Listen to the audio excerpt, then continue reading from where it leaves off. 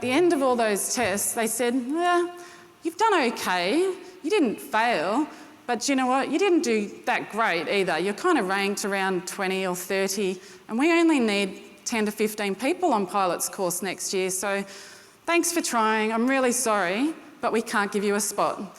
But you can come back in 1 year's time and you can sit the tests again.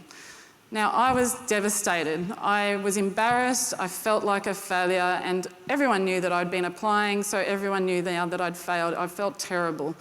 And at the time, I just had to go on and graduate from my degree and from ADFA, and this is our grad day.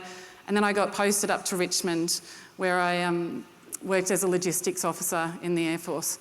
Now, I spent about 6 months wondering, what should I do? I've been told I can apply again in a year, but you know what? I'm in a comfortable job. I'm feeling pretty comfortable in this. It's not too challenging, and it's not too bad. And I was really, really scared that if I applied one more time, that I would fail again. And I didn't want to feel like that again. Nobody likes feeling like a failure. But I realised I had to think about it. The fact that I was scared, what was I scared of? I was scared of something that might not even exist. Being scared of failing is just the silliest thing in the world. And you know what? Not trying to do something because you're scared of failing is just ridiculous. You should always, if you realise you're scared of failing, you should move into that fear, and you should absolutely, with determination, go ahead and achieve whatever it is that you're trying to achieve.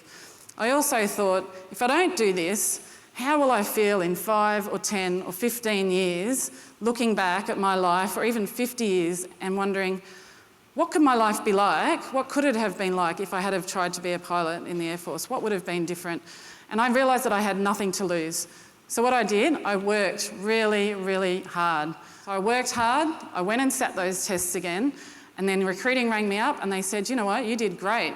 You actually topped the class, we want to offer you a spot on the next pilot's course.